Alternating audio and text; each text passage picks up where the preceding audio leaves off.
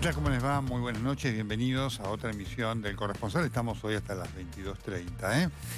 Bueno, vamos a tener un programa intenso, ya está en nuestros estudios Marcelo Bonelli. Nos produce una enorme alegría tenerlo aquí, vamos a conversar muchas cosas con él, no solamente que tienen que ver con la economía, sino con la política. Marcelo tiene un nivel de información sobre lo que está pasando en el gobierno y por supuesto una capacidad de análisis que nos va a encantar compartir con él durante buena parte de nuestro programa. Vamos a estar también hablando con el doctor Pedro Kahn, porque por supuesto está terminando mañana esta fase, esta así llamada fase 1, que no fue fase 1, con restricciones que se cumplieron a medias y por supuesto con el desafío que representa la evolución de la pandemia, con el problema que sigue representando también la vacunación. Están llegando afortunadamente más vacunas, pero el nivel de vacunación, el ritmo sigue siendo lento. Así que vamos a estar hablando con él, además de las vacunas, de lo que representa esta, en algunos casos, necesidad de ver si se combinan vacunas o no, en qué se está, los periodos que se han espaciado de intervalos. De todo esto vamos a estar hablando con el doctor Kahn y vamos a estar hablando también con el doctor José Eduardo Abadi. Lo convocamos periódicamente a él porque ante cada etapa nueva de esta larga cuarentena, tenemos en cuenta también lo que representa esto desde el punto de vista psicosociológico en cuanto a defensa, en cuanto a desafío de la sociedad y defensa de todos estos aspectos que hacen a lo conductual, a lo anímico, que tiene un enorme peso en esta larga y severa pandemia que tiene esta segunda ola que en el país genera un impacto enorme. Esta es la propuesta que vamos a estar compartiendo con todos ustedes hoy aquí en El Corresponsal, que comienza inmediatamente con el editorial de la fecha.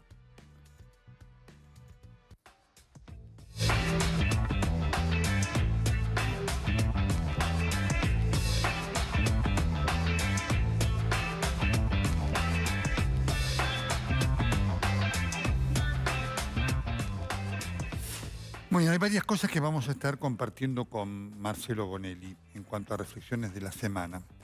Pero hay 3 o 4 que quiero sí marcar en el comienzo de la reflexión editorial, porque forma parte de la radiografía de lo que está pasando en el gobierno, que tiene mucho que ver con lo que nos pasa hoy en la pandemia, pero fundamentalmente con un tema al cual le venimos prestando muchísima atención, que es a la situación interna que se vive dentro del gobierno como condicionante de la gestión de Alberto Fernández.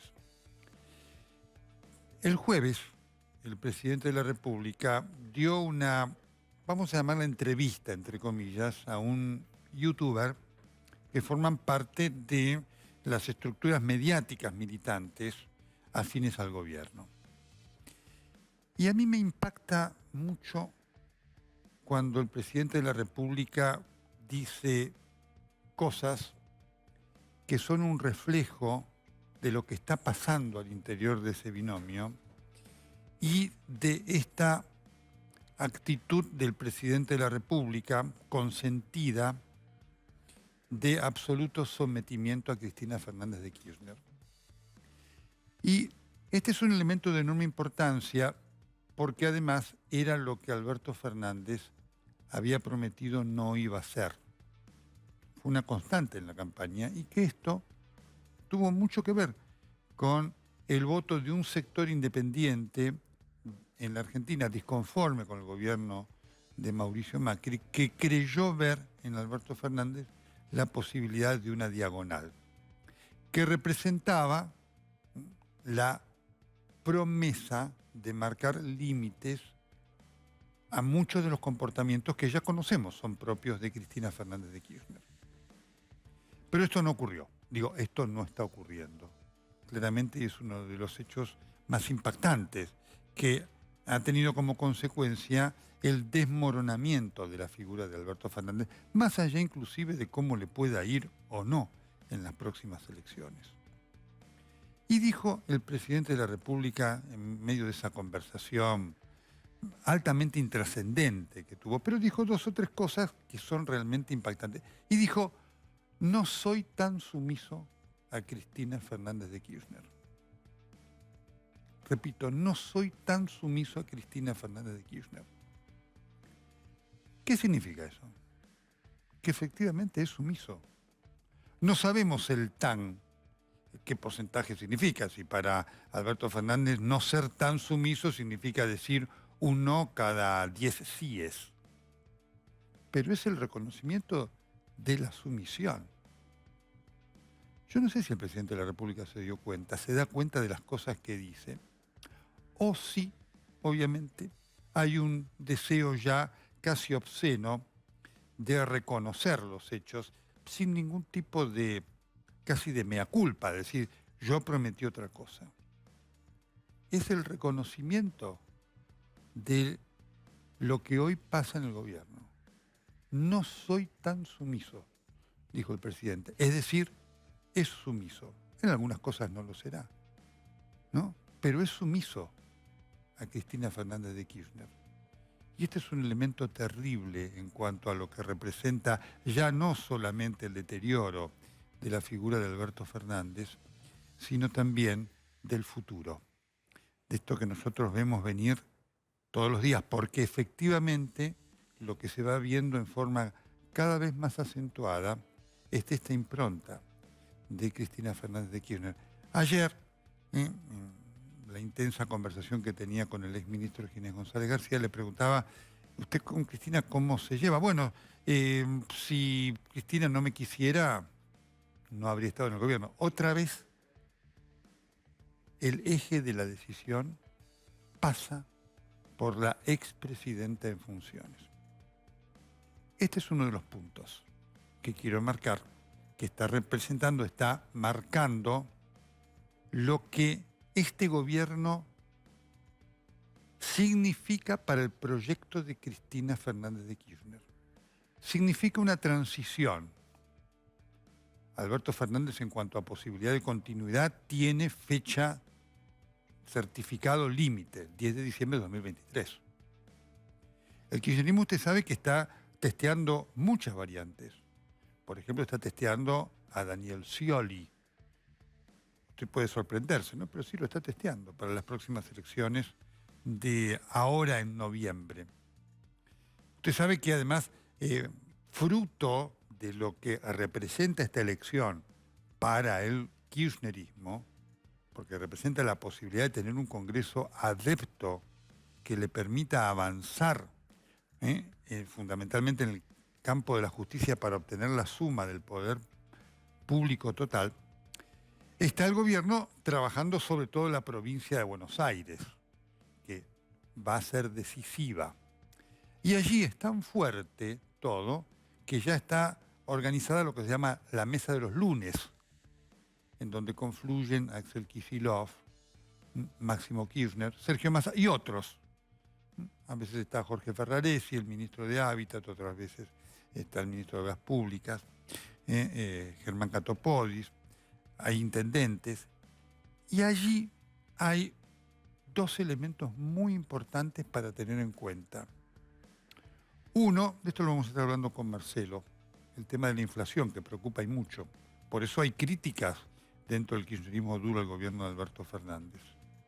Y otro, el uso político de la vacunación. Esto que nosotros venimos pronunciando, cuando digo nosotros, muchos periodistas de aquí, de esta casa y de los medios, los que tenemos la información, está claro que el gobierno va a apuntar eso. Hay una anécdota que lo marca. Son muchos los que se han vacunado en la provincia de Buenos Aires y se han topado con funcionarios de distinto rango del gobierno, desde la vicegobernadora hasta ministros o secretarios o subsecretarios o colaboradores en una intendencia que aparecen por los centros de vacunación, amablemente saludan, se presentan y dicen, tu gobernador te cuida. Ten en cuenta que esta vacuna significa que tu gobernador te cuida. Hecho más claro del uso proselitista de la vacuna es impresionante. Y vamos a tener más en la medida que lleguen las vacunas, cosa que todos esperamos e iremos a celebrar cuando esté, digamos, cuando se dé no solamente la llegada, sino también fundamentalmente la administración.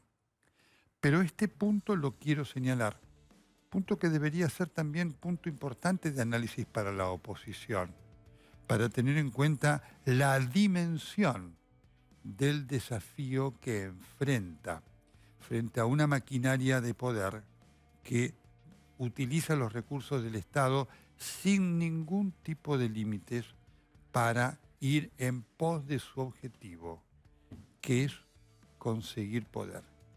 Y dos cosas más en relación a esto, para que tengamos en cuenta del momento que se vive y de lo que el kirchnerismo viene imponiendo como tal.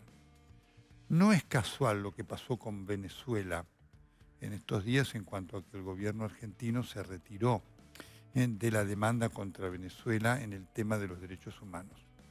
Ustedes saben que la denuncia contra Venezuela es muy fuerte porque además la Comisión de Derechos Humanos de la Organización de Naciones Unidas la encabeza ni más ni menos que Michelle Bachelet. Nadie podrá acusar a Michelle Bachelet de representante del capitalismo, el imperialismo y lo que fuere.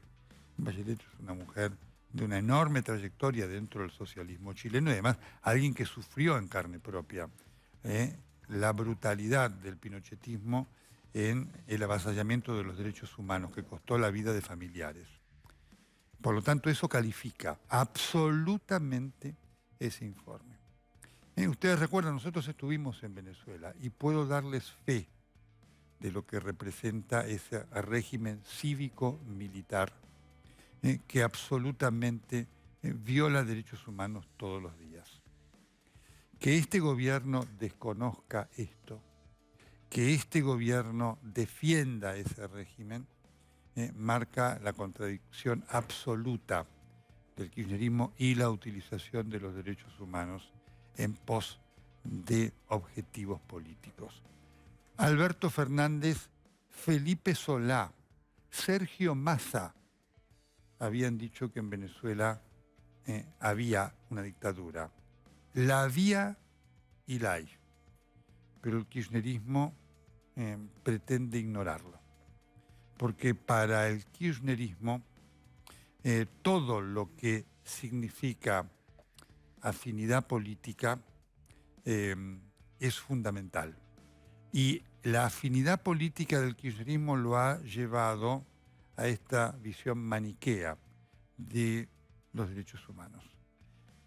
Al kirchnerismo le impacta, le preocupa la violación de los derechos humanos de los que pueden ser aquellos que son sus enemigos, ¿no? Cuando sus enemigos son los que violan los derechos humanos, el kirchnerismo se sube al caballo de la denuncia. Cuando quienes los violan son sus afines, eso no existe. Es la esencia del kirchnerismo, la contradicción permanente, es decir, la mentira.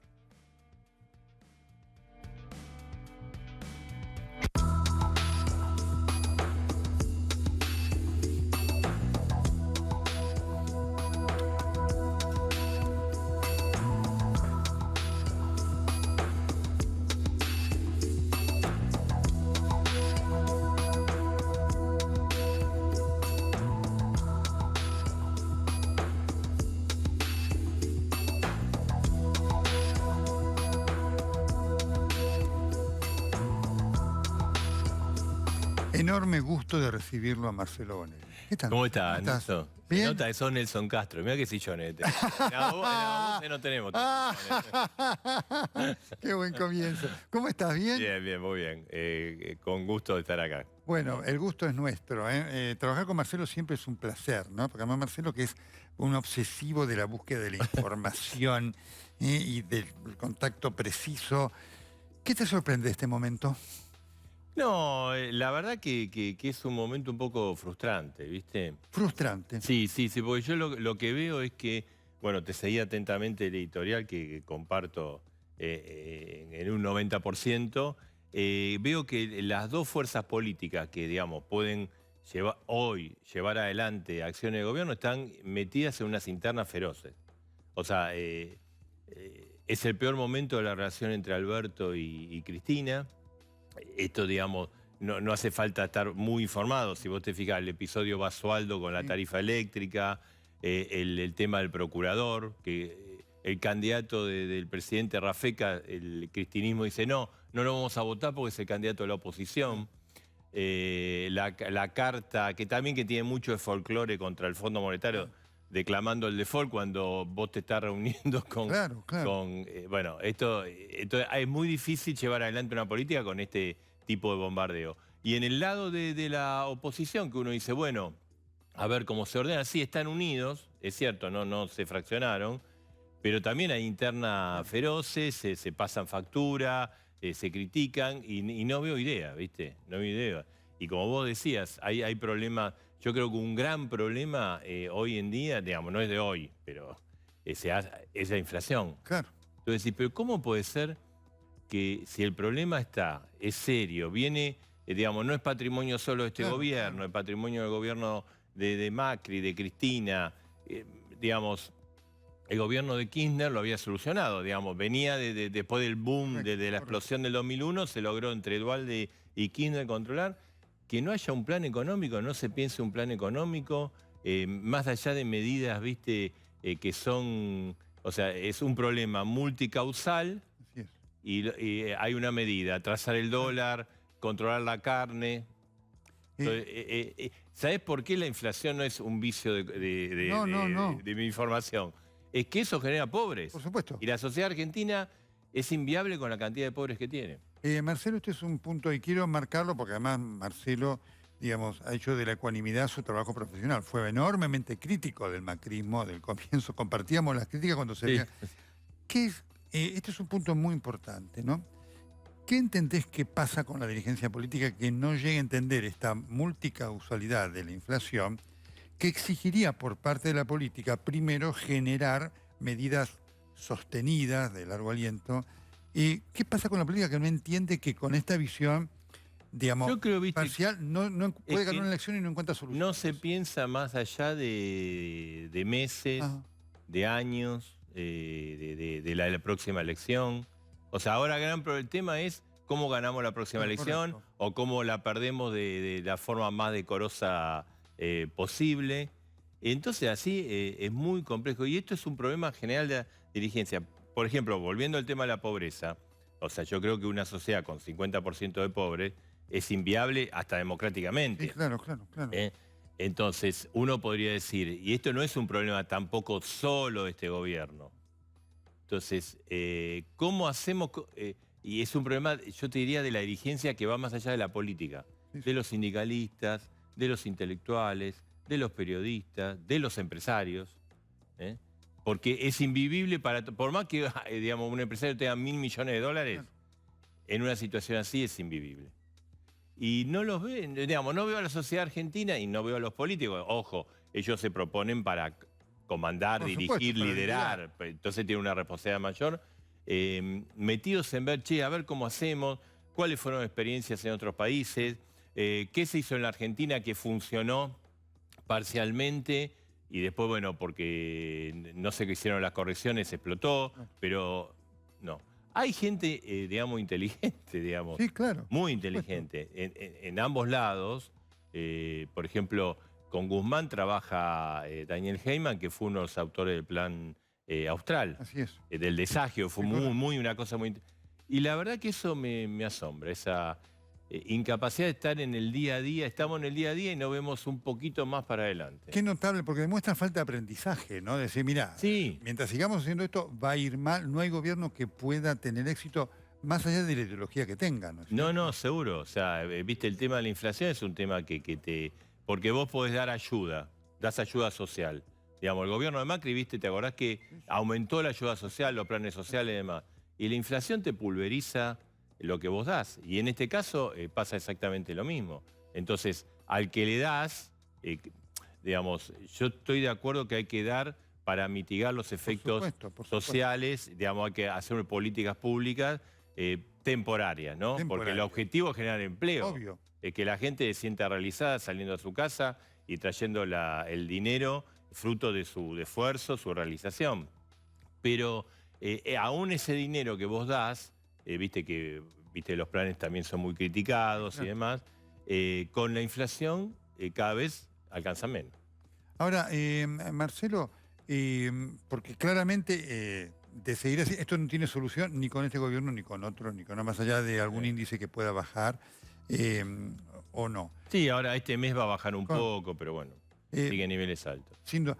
Es un tema muy importante porque además vos hablás con protagonistas de la economía aquí y afuera.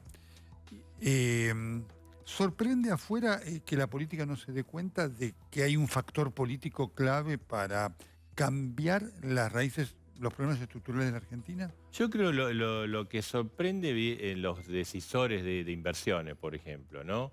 De afuera y de adentro, ¿viste? El capital no tiene Sí, patria. claro, ¿No? así es. La disputa, y yo creo que un rol muy negativo de Cristina. O sea, Cristina, vos lo señalaste, la sumisión del presidente. Podría jugar un rol positivo. Una Cristina dedicada solo a... O sea, el gobierno ¿cómo está? Alberto, que sería la parte más moderada, el gobierno es malo, malo. O sea, malo cómo funciona. Así es. Cristina, de la parte más radicalizada, preocupada en su situación judicial y en hacer daño a aquellos que ella considera que la perjudicaron. Entonces está ahí la cosa. Y son las dos principales figuras de este gobierno, ¿no? Entonces yo creo que eso traba todo tipo de decisiones. O sea, por ejemplo, si vos decís, mira, yo no quiero...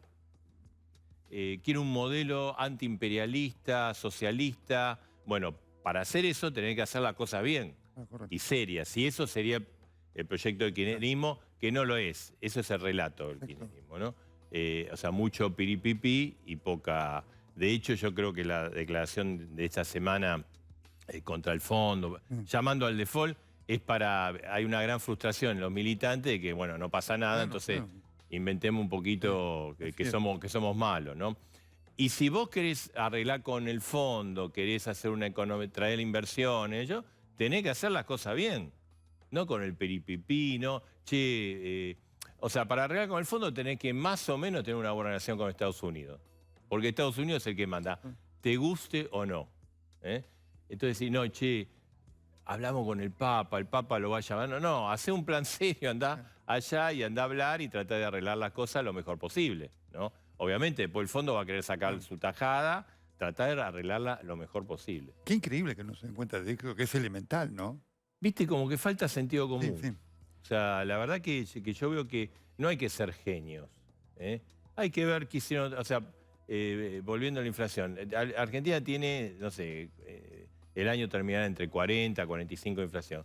Uruguay tiene 3%. Claro. Y claro, ¿cómo hizo? ¿Son genios Uruguay? No. ¿Cómo hizo Paraguay? ¿Cómo hizo Chile? ¿Cómo hizo Perú? ¿No? Entonces yo creo que falta un poquito de sentido común, ¿no? ¿Cómo lo ves a Guzmán, sobre todo a futuro? Y lo veo cascoteado, ¿no?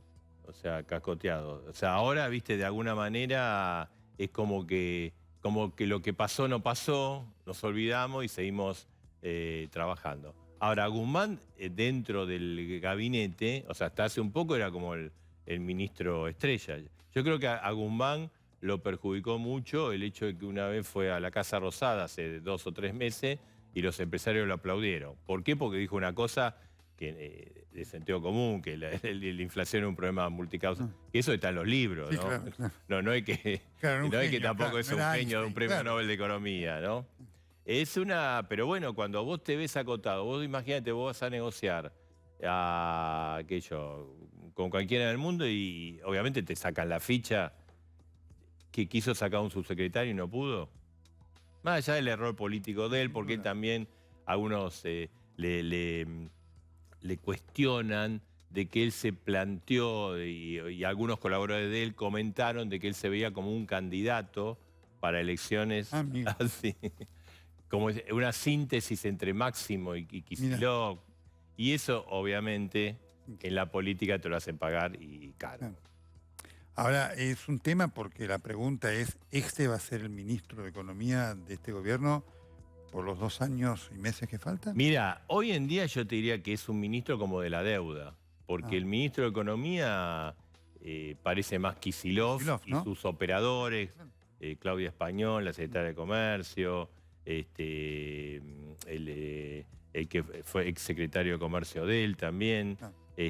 Costa, claro. Costa, efectivamente, que de alguna manera todo lo que se está haciendo en materia de precios, que no, obviamente, o sea, desde que pusieron los controles y aumentaron los controles en octubre, fíjate vos, la inflación pasó del 2 al 3, del 3 Sí. al 4, ahora casi llegamos al 5, ahora estamos bajando un poquito, evidentemente no funciona. Son recetas que aplicó Cristina y que no funcionaron. No. O sea, porque Cristina terminó con un 30% de Sí, inflación. claro. ¿Es mejor que el 45%? Sí, pero 30 es tan malo como el 45, o un poquito peor, ¿no? ¿Rescatás a quién del gabinete de Alberto Fernández? Si tuvieras que hacer una evaluación A ver. de los ministros que no funcionan y... Mira, a ver, creo que Guzmán hace una tarea de racionalidad, Ajá. pero bueno, los resultados son malos, porque en definitiva es el responsable de la inflación, por más que la política la haga otro. Guado de Pedro, todo el mundo pondera a Guado de Pedro como una persona que viene de la cámpora, pero es una persona de diálogo. De hecho, por ejemplo, con el conflicto con el campo, él ha intervenido, hay una negociación que no está dando frutos, pero bueno, por lo menos abrir la puerta de un diálogo. Y Daniel Arroyo creo que es un buen ministro en cuanto a, bueno, a tratar de paliar una situación social complicada, ¿no? En este marco, Marcelo... Digamos, siempre en términos relativos. Sí, ¿no? por Sí, supuesto. claro. Por supuesto. Quiero compartir con vos algo. Yo te digo una cosa, antes de eso. Hay una degradación que viene de muchos años de lo que es el gabinete. A vos te puede gustar o no, yo también fui muy crítico del gabinete, pero Menem tenía ministros, Cavallo, Sí, por supuesto. Dromi, Por supuesto. Bauzá, Manzano, algunos personajes del mal, pero eran Di Tella. No, tenían volumen político. Claro. Y fíjate el gabinete de Macri, Sí, claro. en esta idea que instaló Kirchner, Kirchner tuvo un gabinete, te puede gustar o no, pero Aníbal Fernández tiene personalidad, No, Alberto Fernández también, gabinete, por Roberto supuesto. Labaña. Por supuesto. Bielsa. Se degradó en esta idea de decir, no, quiero ministros débiles, Sí, claro, claro.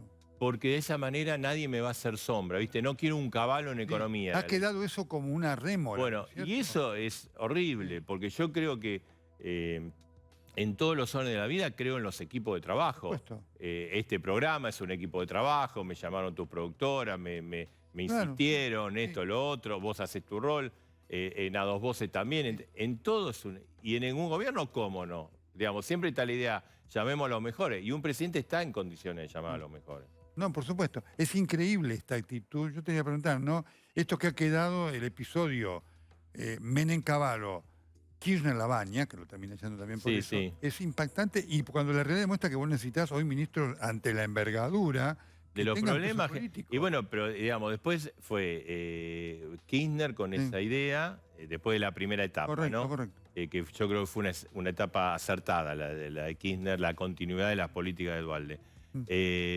Cristina tuvo esa idea, ministros débiles, porque yo soy, nadie me hace sombra. Macri hizo lo mismo, Sí, dividió, ¿te acordás que dividió la economía en 9 áreas? Y Alberto también hizo lo mismo. Y para mí es un error, vos necesitas a los mejores y que a su vez esos mejores tengan los mejores. Después vos hacés lo que querés, por lo menos escuchar y decir, mire, presidente, este es el problema, esta es la solución que yo le hago. Y escuchás otra y sacás la mejor síntesis, ¿no? Estamos hablando con Marcelo Bonelli, va a estar el doctor Pedro Can, con él vamos a estar hablando de los aspectos técnicos, ¿no es cierto?, que tienen que ver con la infección, la pandemia, las vacunas y demás, y también con José Eduardo Abadi. En este marco, porque aquí hay este gran desafío para la política argentina, ¿cómo superás y en qué tiempo superás 45% de pobreza, ¿no? Total, yo te creo que ese es el gran objetivo. Vos fíjate que Macri hizo eslogan, pobreza cero. Y Alberto también habló de la mesa Correcto, del hambre. del hambre y demás. Y digamos, sigue subiendo. Y es tristísimo. Esto no es un número, Es gente de carne y hueso que no le alcanza dinero para comer. Y ese es ahí está la síntesis de todos los problemas. ¿Eh? Para mí está claro lo que hay que hacer. O sea, primero, cero grieta. O sea, vos podés tener diferencia, eso forma parte de la política y forma parte de la vida humana y forma parte de los equipos de trabajo. Pero acá, digamos, la grieta que armó Cristina, que la instrumentó desde el Estado, de los cuales los periodistas fuimos perseguidos por los aparatos estatales con plata de los ciudadanos. Y después la picardía, viste, de Peña. Vamos a usar la grieta porque confrontamos con Cristina y nos quedamos siempre. Le salió mal. Y Alberto, yo coincido con vos, ese discurso que él hizo inicialmente, volcó a un sector, pero lamentablemente, y su discurso inaugural y el discurso de la Asamblea Legislativa el segundo año, hablando de tratar de buscar consenso, pero lo que está haciendo es exactamente lo contrario, ¿no? Ese tema de la grieta es imposible, porque si yo me siento con vos y vos decís A y yo te digo Z, y vos decís B y yo digo Y, es imposible. Entonces, como son... Mira, la Argentina necesita, a mi modo de ver, cambios estructurales muy importantes, ¿no? Y digamos, hay que ser creativos en cuanto... Te voy a decir una cosa, educación. ¿Cuál es la discusión de educación argentina en los últimos gobiernos? ¿Cuánto se le paga a los docentes? Que es muy importante. Pero eso tendría que ser una de las cosas de una cuestión. Entonces, convocar a los expertos distintos, creo que siempre tiene que ser vía política, de los partidos políticos. Claro. A los expertos, sentalos. Bueno, vamos a discutir el tema salarial, pero otros temas, cómo mejoramos la calidad educativa, cómo nos acercamos a otros países. Básicamente, ese tema... ¿por qué? Porque, digamos, arrancó Macri, el primer problema era el tema salarial. Arranca Alberto Fernández y lo único que se discute es eso. Te digo eso para sacarlo del tema económico-político y llevarlo a un tema social. Y se necesita hacer reforma del tema previsional, se necesita hacer reforma del tema impositivo, del tema judicial, pero bien, ¿no? Para sacar una ventajita y yo a ver si me liberan de los múltiples cargos de corrupción que tengo, ¿no? Ginés González García dijo ayer, hablamos con él, dijo entre otras cosas esta. Posiblemente yo esté rompiendo la confidencialidad y me cueste algo, pero estoy repodrido esto, porque la verdad, perdóneme que use estos términos, pero nosotros sabemos bien lo que tuvimos y llevamos meses, hicimos lo posible, lo imposible, hasta le llegamos a ofrecer una cosa casi indigna. ¿Cuál? Que era que hubiera una firma de responsabilidad individual, como diciendo de cada uno de los vacunados, diciendo que ellos no iban a hacer ningún reclamo y nosotros, el Estado, trabajar con ellos para ver cómo lo resalta, digamos, por decirlo de alguna manera. Sí. Siempre nos dijeron que no. Siempre nos dijeron que no. ¿Pfizer le pedía a los otros países exactamente lo mismo, doctor González García? Yo no lo sé, eso, doctor, porque la confidencialidad hace que ninguno cuente las condiciones en las cuales firmó.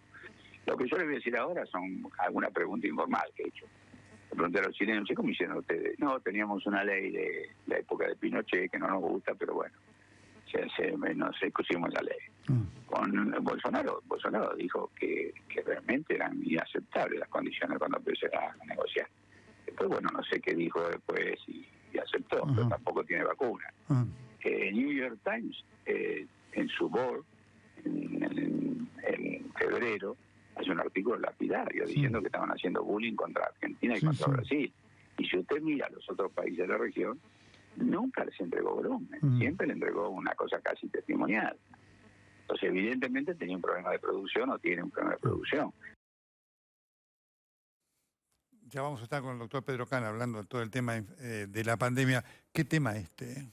Y sí, el misterio, ¿viste? Es el misterio. O sea, efectivamente, yo por lo que supe en su momento y investigué, digamos, Pfizer pidió una serie de exigencias para cubrir. Se pidió una caución en Nueva York de creo de $100 millones. Pidió ciertas garantías de embargar propiedades del Estado, digamos, bienes diplomáticos. Todo eso es cierto. Ahora, si el problema fue original, la ley que se provocó, esa famosa palabra de negligencia, que se incluyó,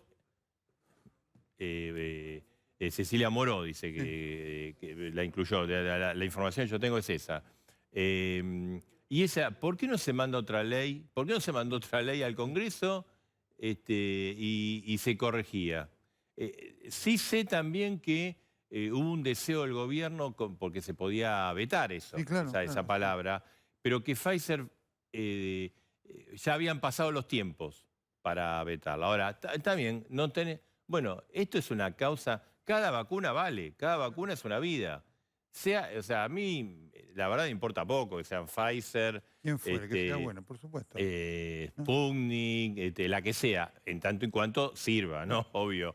Entonces, si el problema es ese, ¿por qué no se vuelve una ley? Está bien, había que pagar un costo político. Y mira, es preferible eso a pagar el costo político que no haya vacunas. ¿Cómo viviste la experiencia de tener COVID? Bueno, acá el doctor me estuvo llamando todos los días, así que... mira, obviamente me retrotraigo, la pasé bastante bien en relación a... Pero el COVID te hace el coco. Además de los hechos, digamos, de la fiebre y esas cosas, tuve un dolor de garganta que en mi vida tuve, fueron 4 días iniciales que la pasé mal, después más o menos me encaminé, ¿no? Pero te hace el coco. Che, viste que la enfermedad, entre el 6º y el 10º día, esto yo hice un curso acelerado esos días, ¿no? Que va normal y se puede complicar, o va complicada y se puede normalizar, eso es lo que dicen los médicos. Entonces uno dice, che, estoy bien, pero ¿qué va a pasar entre el 6º y el 10º día? La estoy pasando más o menos. Y después el tema, digo, cuando te hace el coco, digo, el tema de las secuelas.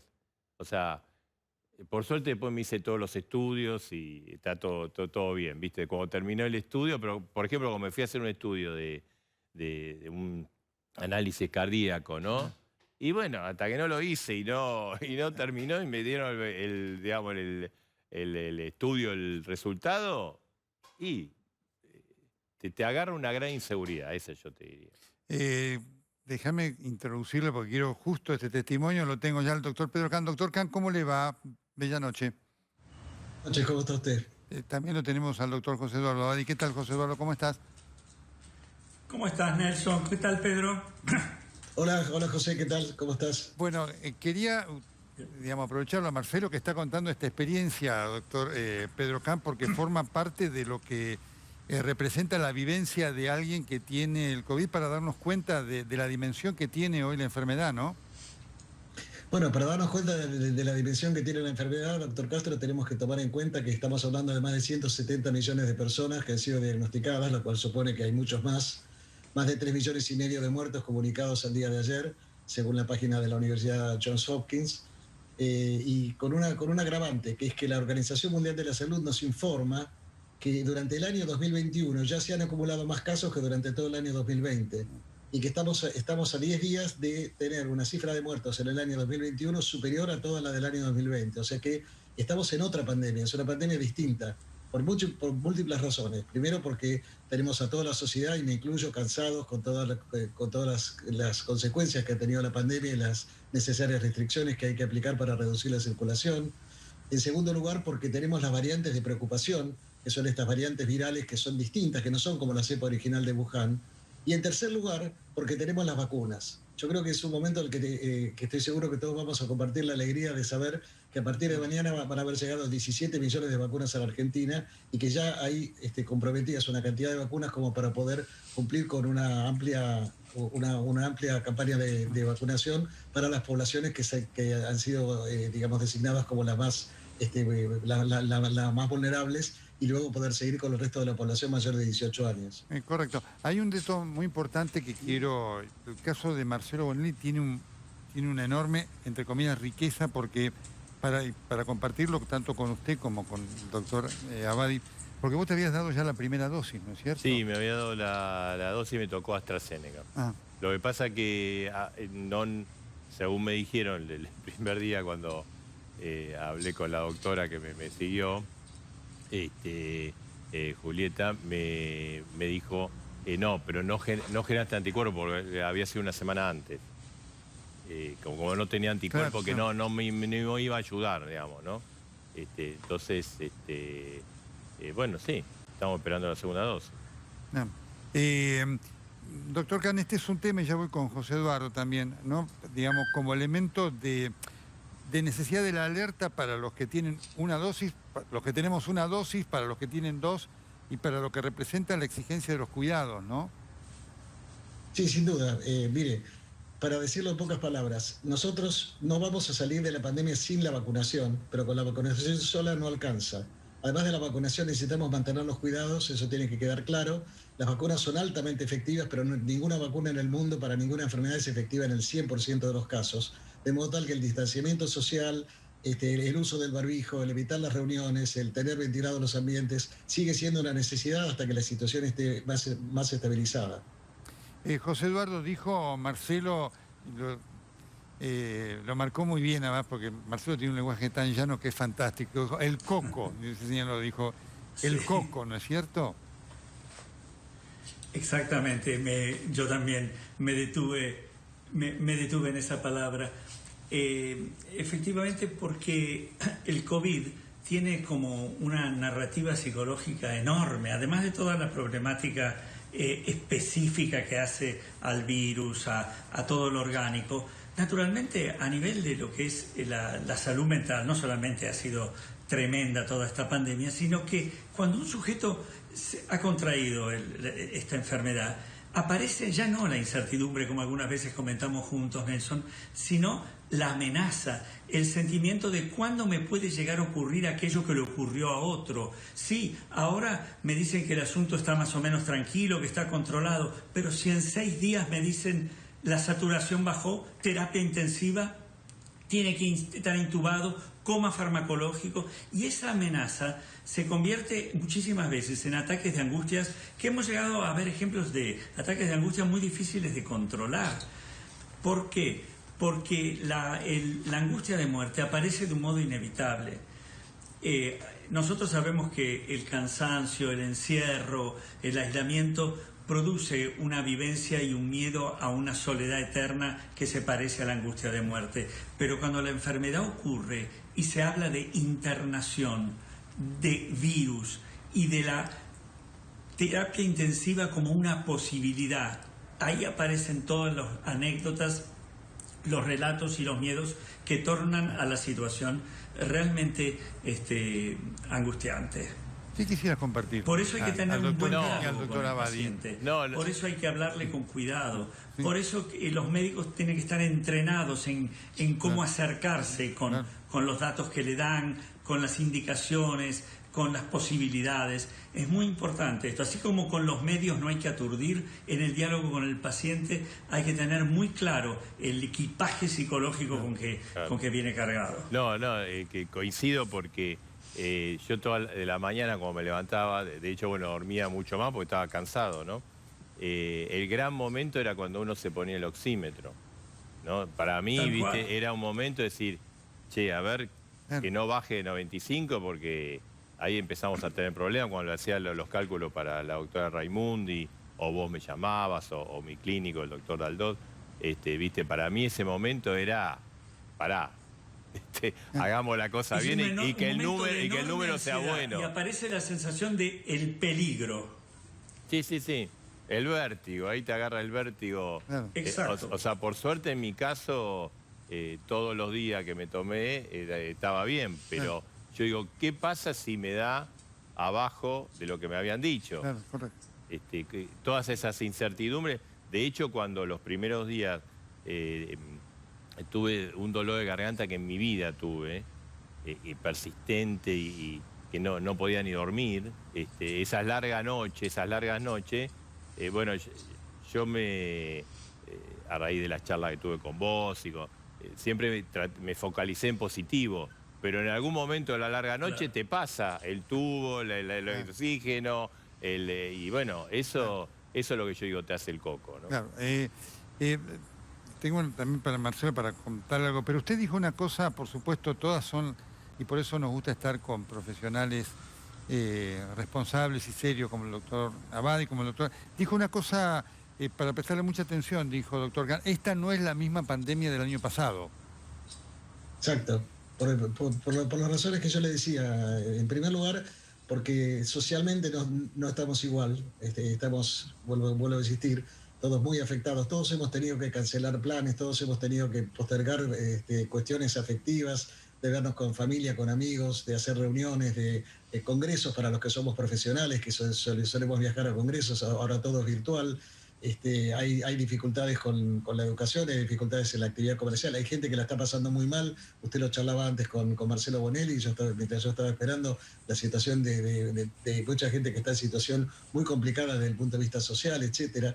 Es decir, que eso se ha ido acumulando, ¿no es cierto? Ya en un país que ya venía en una situación económica catastrófica, digamos, a partir de los últimos años, se agrega todo el tema de la pandemia, evidentemente genera una situación de mucha desesperación y mucha pobreza.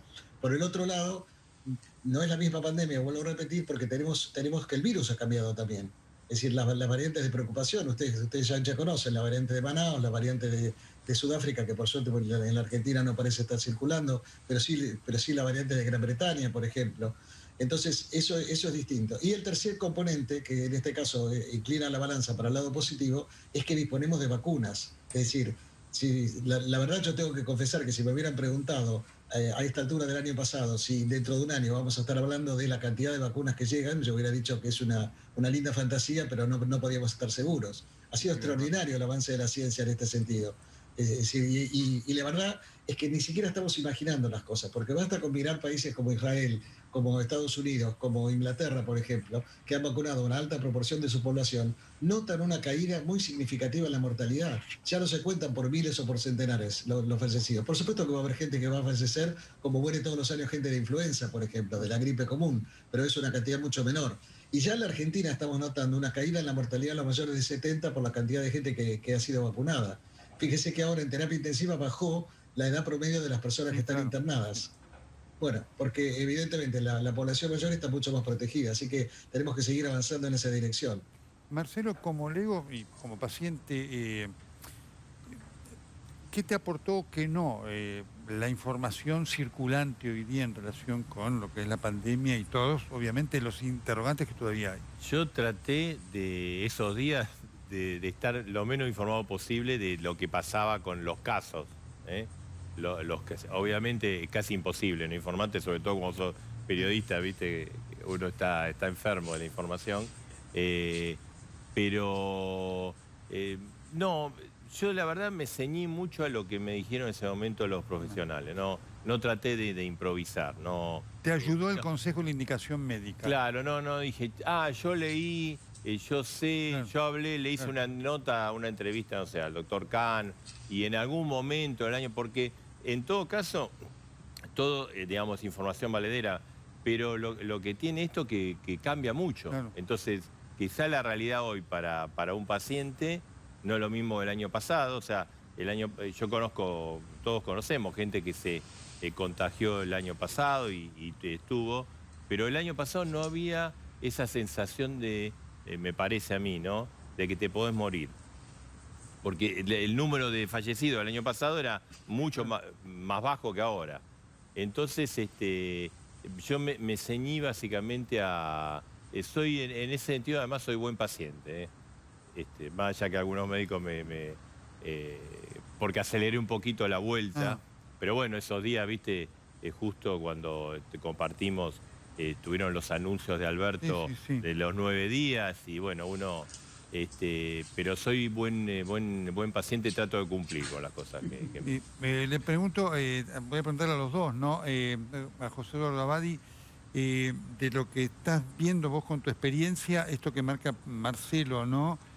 ¿Los pacientes o las personas que terminan siendo buenos pacientes o no en este contexto que estamos viviendo?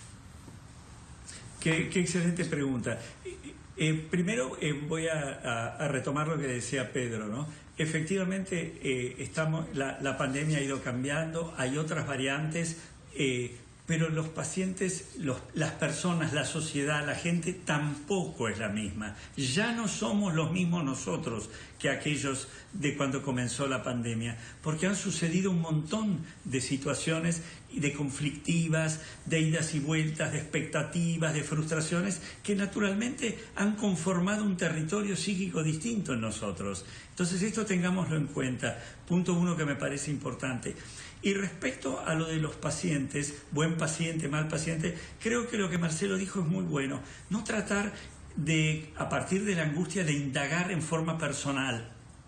Ir a la computadora, ir a la pregunta, saber de otra cosa. No, tratar, y por eso acá la confianza es esencial. No solamente confianza en el médico, sino confianza en la dirigencia, que nos conforme como una estructura sólida, confiada, con lazos. La confianza permite que no querramos investigar ese demás, ese detalle que lo único que hace es generarnos angustia. Escuchemos las indicaciones que nos hacen los profesionales o que podemos hacerles y tratemos de aplacar la voluntad inmediatamente de controlar todo haciéndonos cargo. Así también como querer informarnos de todo, por favor, porque no toda la información es útil. Ni desnutrición ni empacho, cantidad y calidad suficiente. La experiencia suya, ¿cuál ha sido, doctor Cano? ¿Cuál está siendo? Bueno, yo comparto plenamente lo que decía José Eduardo. Yo creo que el peor enemigo del paciente es el doctor Google, ¿no? La gente que se mete en Internet y busca, ¿no es cierto? Y entonces se encuentra. Y Internet es como, yo suelo compararla con un cuchillo de cocina. ¿Sirve para cortar una torta de bodas o sirve para matar a una persona? Con Internet se puede difundir información muy útil, muy necesaria y sirve para la educación y para la información y para leer los diarios y para muchas cosas, pero por el otro lado también puede servir para difundir noticias terriblemente equivocadas, falsas, que pueden llevar a la confusión y al desánimo a muchísima gente. Y por eso es tan importante lo que hacen ustedes, los medios de comunicación, porque los medios de comunicación pueden incrementar la sensación de desasosiego, de malestar, de depresión, o pueden, por el contrario, presentar un panorama objetivo que permita que la gente pueda darse cuenta que estamos en una situación complicada, muy complicada, yo diría la peor desde el comienzo de la pandemia. No puedo exagerar la gravedad de la situación en la que estamos viviendo, pero por el otro lado tenemos una perspectiva con el tema de la vacunación y en la medida en la que toda la sociedad podamos seguir empujando un poco más, usando nuestra responsabilidad individual y nuestra responsabilidad social, vamos a salir adelante. Esta pandemia tiene fin, no es una cosa para toda la vida, no es una cosa eterna. Vamos a seguir conviviendo probablemente por muchos años con los coronavirus como estamos conviviendo con el virus de la influenza, pero digamos, influenza tiene su vacuna y no constituye un drama sanitario como sí constituye el COVID, que además ha generado, y esto bueno, Marcelo lo sabe mejor que cualquiera de nosotros, ha generado una catástrofe económica a nivel mundial, distintas magnitudes en diferentes países, pero ningún país se ha zafado de esto. Se han perdido millones y millones de puestos de trabajo, ha habido miles y miles de horas de educación formal presencial perdidas, hay montones de situaciones que se han dado no solo en la Argentina, se han dado en todo el mundo. Y esto evidentemente se va a terminar en la medida en la que el mundo pueda avanzar. Y para eso se requiere, y ahí está el reclamo de la Organización Mundial de la Salud, de una distribución más equitativa de las vacunas. No estoy hablando de países como el nuestro que están accediendo, estoy hablando de países de África que no llegan a tener vacunado el 2% de la población. Y mientras todo el mundo no esté vacunado, el peligro va a seguir, porque el virus viaja con la gente y la gente viaja, ¿no? Estamos con el doctor Pedro Can, con el doctor José Eduardo Abadi y lo vamos a despedir a Marcelo, lo hemos tenido hasta ahora. Marcelo, un gusto tenerte aquí. Un gusto estar acá. Bueno, muchísimas gracias. Tu esposa Susana. Sí, también está bien a tu familia. ¿sí? Bueno, mil gracias por la invitación. A vos. Un honor tenerte acá. ¿sí? Gracias. Marcelo Bonelli, tenemos la pausa y ya seguimos en esta emisión especial del corresponsal con el doctor Pedro Can y el doctor José Eduardo Abadi, con muchas preguntas que ustedes tienen a propósito del momento en el cual nos encontramos con la pandemia. Ya volvemos.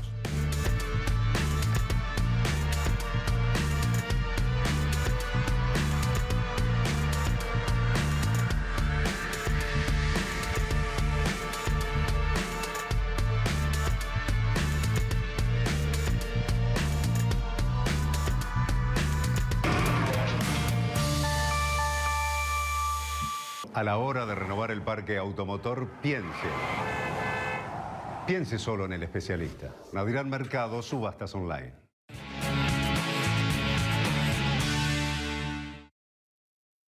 Plan Plan de vacunación COVID-19. Empezamos a aplicar la vacuna en más de 180 puestos en la ciudad. Para saber más, ingresá a buenosaires.gov.ar/vacuna COVID. Cuidarte es cuidarnos. Buenos Aires Ciudad. Jujuy se potencia al mundo. Proyectamos para el 2022 ampliar a 82.500 toneladas la producción de carbonato de litio para la fabricación de baterías. Invertimos de manera conjunta entre privados y el Estado provincial, respetando el ambiente y las comunidades de la Puna. La transformación está en marcha. Gobierno de Jujuy. Muy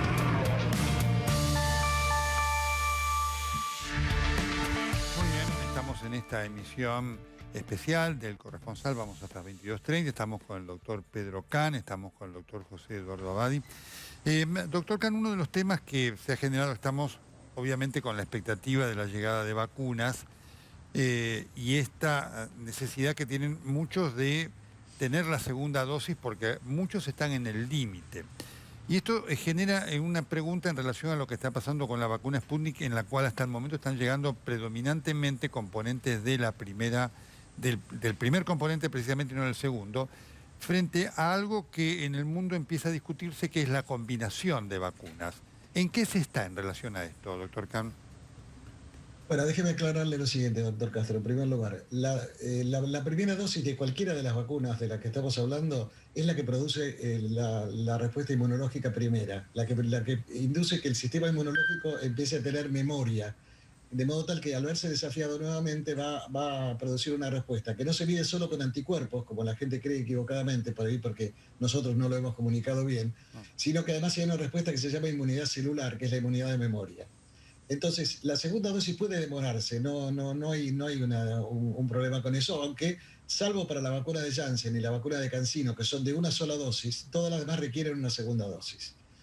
Mezclar vacunas es un tema que se está estudiando, no hay evidencia todavía. De hecho, AstraZeneca estaba trabajando con el Instituto Gamaleya para ver una posible combinación de sus dos vacunas, pero la verdad que no tenemos evidencia todavía que eso pueda hacerse. En teoría es posible, porque hay, por ejemplo, usted sabe que la primera dosis de la vacuna Sputnik, por ejemplo, está montada sobre una plataforma de un virus del resfrío llamado adenovirus 26. La segunda es adenovirus 5. Hay otras vacunas que tienen adenovirus 26, como la de Janssen, y otras vacunas que tienen adenovirus 5, como la de CanSino. De modo que podría eventualmente, digamos, en teoría, hacerse una mezcla de esas vacunas. Pero la verdad que no tenemos evidencia todavía como para poder recomendarlo. Perfecto, es muy importante esto. Y vuelvo sobre algo que usted marcó en la primera parte de la respuesta, porque nos consta y le contará a usted en cuanto a preguntas que recibe todos los días, ¿qué pasa con aquellos que ya inclusive tienen un periodo de intervalo superior a las 12 semanas con la primera dosis de la vacuna, doctor Can?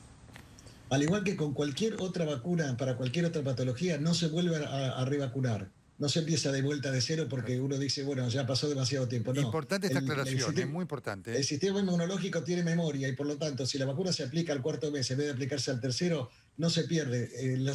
La segunda dosis tiene como objetivo prolongar el periodo de protección que ya brinda la primera dosis. Y de hecho hay estadísticas que hemos visto nos han mostrado desde el Ministerio de Salud, que se nota aún con una sola dosis una importante caída, como yo le mencionaba antes, en la morbilidad y en la mortalidad en las personas mayores de 70 años. O sea que hay que aplicar una segunda dosis para las vacunas que lo necesitan, excepto Janssen y CanSino, hay que aplicar una segunda dosis.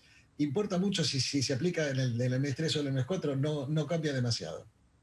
Otro de los hechos que ha sucedido, son mínimos los casos, pero siempre nos gusta ser fuente de información y de aclaración para la gente, porque a veces cuando ocurre, y usted acaba de marcar algo que representa un problema, no está el acceso al profesional que pueda aclarar el tema, es algo que a veces, o tal vez llegue a los medios de comunicación.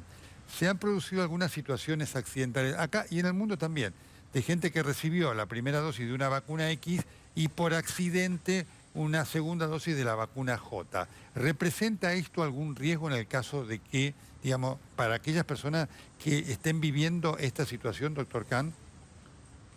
Mire, la verdad es que no lo sabemos, pero yo no tengo noticias de nadie que haya tenido un efecto adverso severo, importante por haber mezclado vacunas. Por eso no estoy diciendo, por favor, que nadie interprete que estoy recomendando mezclar vacunas. Si usted me pregunta cuál es mi pensamiento, pero es solo mi mejor pensamiento, que no está basado en una evidencia científica, yo creo que se puede mezclar. En el futuro creo que vamos a terminar usando indistintamente las vacunas, pero por el momento no tenemos evidencia como para poder afirmar. José Eduardo, ¿qué recibiste como experiencia y tu visualización de lo que sucedió en esta semana tan compleja que hemos vivido con esta restricción que está terminando mañana domingo? Bueno, naturalmente esta restricción que ha sido necesaria, es una restricción que se ha tomado en función de cómo iban creciendo los contagios y naturalmente a partir del número de contagios, el número de muertos. Quiero decir que esto va más allá de lo que a uno le gusta o no le gusta y más allá de lo bien o mal que se hayan hecho las cosas hasta ahora, pero por cómo se hicieron, este era el número y había que tomar una medida. Ahora, ¿cómo lo siente la gente? Lo siente en parte como una frustración.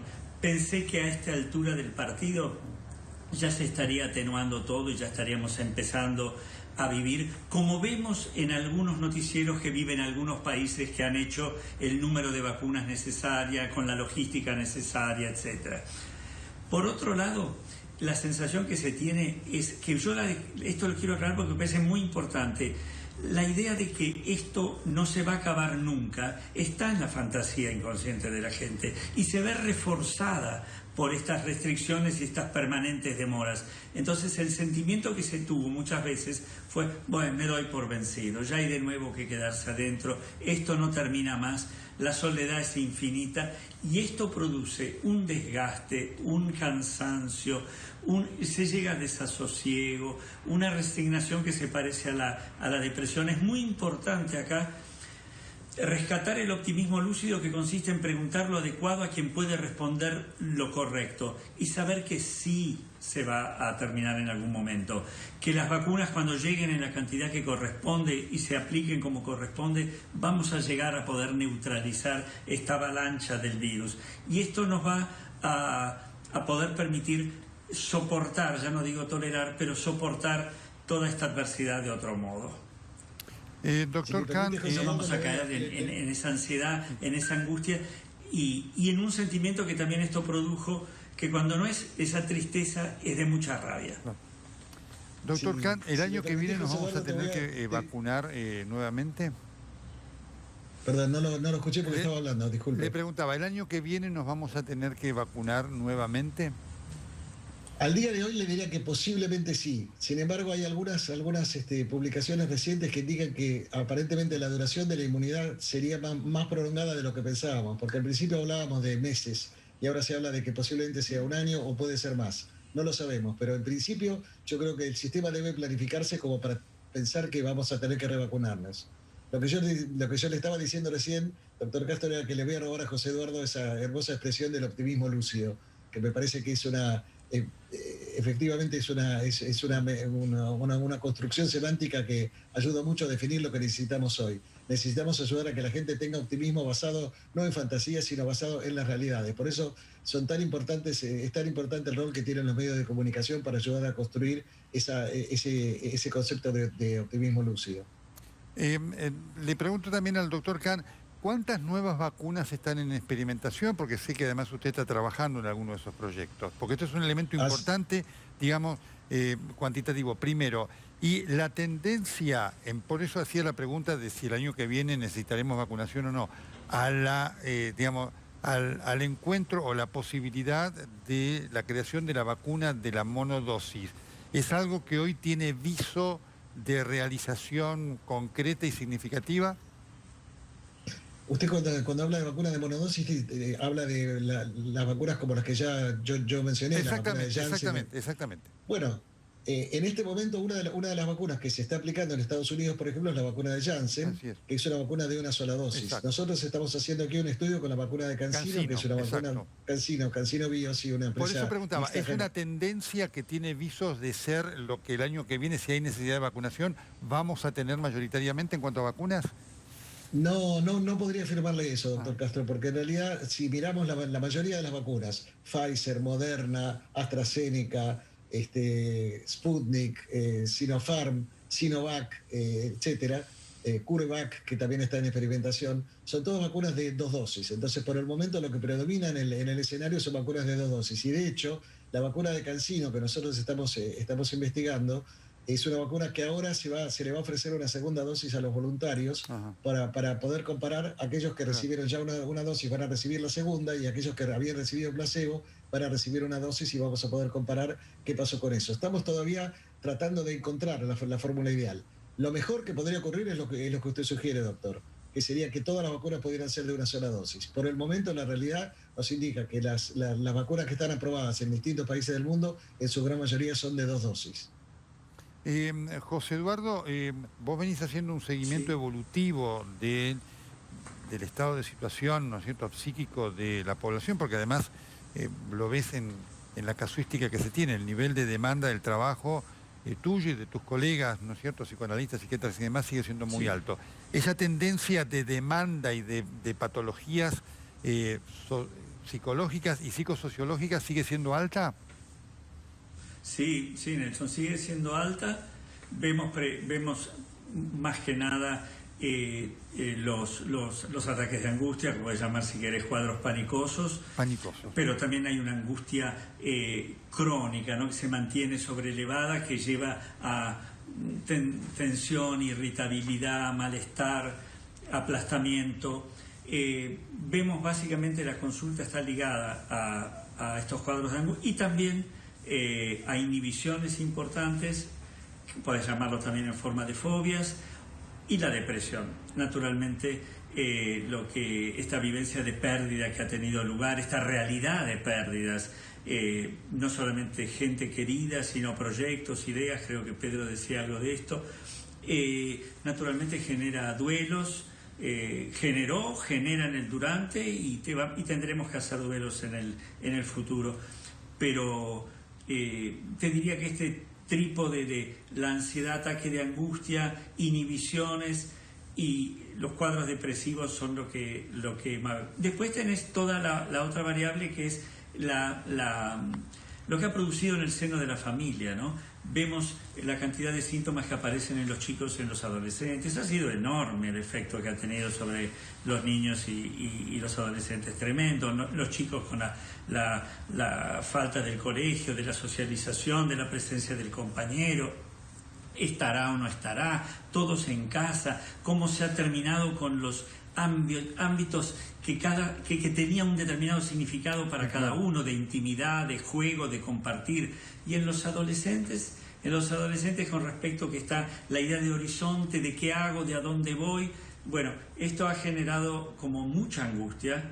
Y no te olvides que toda esta situación de la pandemia ha presentificado, ha concretizado la noción de muerte, que era, si vos querés, en parte una abstracción. Todos sabíamos que existía, pero bueno, como decía Spinoza, sabemos que existe, pero no creemos en ella, ¿no? Bueno, esta pandemia la ha presentificado a la muerte como una realidad que la ha convertido en algo muy amenazante.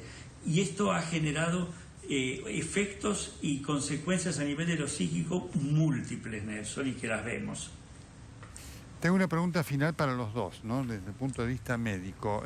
Doctor Cano, ¿usted tiene posición tomada en relación a la conveniencia o no, en este contexto, de la realización de la Copa América en la Argentina? Bueno, tengo que declarar un conflicto de intereses. Yo soy muy futbolero, así que mi opinión puede estar tenida. Pero sin embargo, la verdad es que si usted me lo pregunta desde el punto de vista epidemiológico, la venida de 1.700, 1.800 personas no significarían un riesgo. Sin embargo, creo que hay un tema simbólico muy importante. Le estamos diciendo a la gente que no puede abrir su negocio en determinadas horas, a los gastronómicos que tienen que cerrar a las 20 horas, a los chicos que no pueden ir al colegio para tener actividad presencial, aunque la pueden tener, por supuesto, de forma virtual. Y por el otro lado decimos, el fútbol puede jugar. Y fíjese que el fútbol, la Conmebol pareciera que está por encima de todo, ¿no? Es decir, hicieron jugar a los equipos argentinos en Colombia, mientras en las calles había escenas de violencia, gases lacrimógenos, ponían música en los estadios para que no se escucharan las detonaciones de las bombas y de los disparos, etcétera. Hicieron jugar al equipo de River, que no es mi equipo, pero igualmente lo respeto. Lo hicieron jugar en condiciones penosas con un jugador de campo como arquero. Y la Copa América se va a jugar como si no ocurriera nada. Yo creo que desde el punto de vista simbólico no es un buen mensaje, aunque creo que efectivamente desde el punto de vista epidemiológico, si se toman todas las medidas, puede no ser un problema. No, lo que ocurre, y también lo quiero escuchar a José Eduardo, nosotros hace 2 semanas aquí, usted lo seguirá y sabía, por eso se lo he preguntado, doctor Kahn, que usted es muy futbolero, pero lo que ocurrió con River indica claramente que esto de las burbujas es falible, ¿no es cierto? Y es un tema para prestarle mucha atención. Hoy Luis Suárez y Edinson Cavani han dicho de su temor que tienen de venir a jugar a la Copa, cosa que es absolutamente entendible, más allá de las medidas que después se tomen, ¿no? Pero doctor, el caso de River es una demostración exactamente de que digamos que el tema de las burbujas, tal como se lo menciona, no se cumple. Así es. Porque en realidad, tal cual, cuando aparecieron los primeros 5 casos, todos los otros jugadores eran contacto estrecho. ¿Y qué venimos diciendo desde el principio? Si usted tiene síntomas, si ha estado en contacto con una persona en las últimas 48 horas que tiene COVID, tiene que aislarse. Bueno, los otros 15 no se aislaron y así terminó diezmado el plantel de River. Sin duda. Esto ocurre 15 días después, esto ocurrió hace 15 días acá en el Corresponsal, y debo decir, esto no es una exhibición de vanidades, sino para, digamos, marcarle al doctor Kahn. Fue lo que le dijimos al presidente de River, que decíamos, pero esto es un disparate, todos esos jugadores están en riesgo, y esto pasó. Por eso marca muy bien, doctor Kahn, lo que son la irresponsabilidad de la dirigencia que pueden tener este efecto terrible, ¿no? Para los jugadores y para el concepto epidemiológico de lo que es la pandemia, ¿no? Sí, yo le seguiría responsabilidad a los dirigentes de los clubes, porque usted sabe que, por ejemplo, el Club Nacional de Fútbol el chofer murió del micro, ¿no? Que lo llevaba, ¿sí? ¿De COVID? Sí, bueno, con una víctima fatal, pero fíjese que el Club Nacional de Montevideo, que fue a jugar a Colombia, no podía salir del hotel porque había una concentración masiva de gente que estaba protestando por la situación económica. Y dijeron que no se presentaban. La Conmebol los amenazó con suspenderlos por 4 años de las Copas Internacionales. ¿Qué podían hacer los dirigentes de Nacional? Presentar el equipo y se jugó a las 12:30 de la noche. Tremendo. Quiero tu reflexión también sobre esto, José Eduardo, porque es de mucho peso también para la gente este valor de lo que está pasando en cuanto a los hechos de este manejo de la Conmebol y como mensaje, contradictorio en el contexto de lo que se está viviendo. Mira, creo que cuidarse y cuidar al otro, que han cobrado un valor enorme a partir de esta pandemia, no es una opción. Es una responsabilidad, es una obligación, es un compromiso, y la gente de ser cuidada tiene derecho. Quiere decir que poner en peligro, no en riesgo, sino que poner en peligro la vida de la gente no es una posibilidad. Si existiera, epidemiólogos lo dirán, expertos en esto, la posibilidad de que esto se organizara sin que el peligro tenga lugar, hasta ahora los ejemplos no han sido buenos. El fútbol se juega, es un deporte que tiene reglas. Bueno, el fútbol como institución tiene que adaptarse también a las reglas sociales y sanitarias en un determinado momento de nuestro existir de acá, ¿no? de nuestro momento. Entonces, creo que acá hay una responsabilidad. Y no te olvides que la responsabilidad individual es difícil de ser pensada si no hay responsabilidad social, y viceversa. Sin responsabilidad social es difícil encontrar la responsabilidad individual. Este es el gran desafío de este tiempo. Este es el aprendizaje que no podemos dejar, que no podemos pasar por alto, te diría. Tenemos que convertir a la empatía, la compasión, la solidaridad, atenernos a reglas que nos competen a todos como una meta absolutamente innegociable. Doctor Pedro Kahn, doctor José Eduardo Abadi, ha sido un gusto tenerlos aquí esta noche, nos interesaba mucho escucharlos